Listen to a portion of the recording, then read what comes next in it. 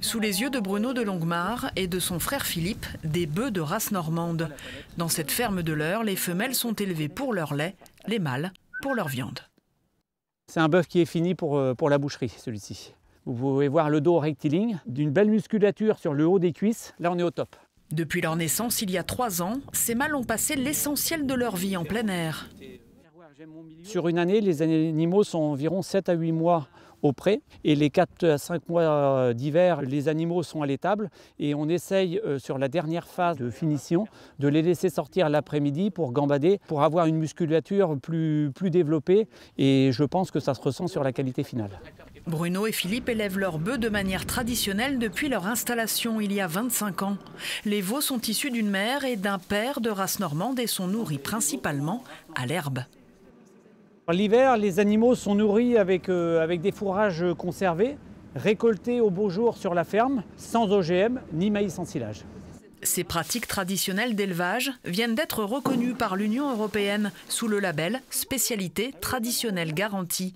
Les frères de Longuemare ont obtenu leur certification officielle en septembre dernier. Notre bœuf normand, on y tient. On espère pouvoir pérenniser le débouché de cette production. La reconnaissance du travail, c'est gratifiant, c'est plaisant et ça donne un leitmotiv au quotidien dans le fonctionnement de la ferme.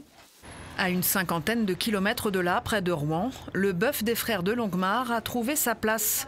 La maison Grosdois, grossiste en viande et propriétaire de cette boucherie, a très tôt parié sur ce produit jugé haut de gamme. Vous allez retrouver ce blanc intramusculaire qu'on appelle le persillage et qui donne un goût plus prononcé, quelque chose qui va rappeler en fait le côté un peu beurre, noisette, qui est traditionnel de la normande. Depuis 20 ans, aux côtés des éleveurs, la famille Grosdois s'est battue pour faire connaître le bœuf traditionnel normand aux restaurateurs, aux bouchers, aux cantines scolaires. Cette viande, elle l'achète entre 5 et 10% de plus aux agriculteurs. C'est aussi un investissement pour nous dans le fait d'essayer de garantir une autosuffisance alimentaire du territoire pour demain. Parce que ce travail-là, c'est, notamment via la rémunération des éleveurs, c'est essayer de les garder en vie sur notre territoire et de s'assurer que la main qui nous nourrit soit encore là demain. Et l'obtention du label européen pourrait ouvrir de nouveaux débouchés à la filière bœuf normande, notamment en Italie, déjà séduite par la qualité de la viande française.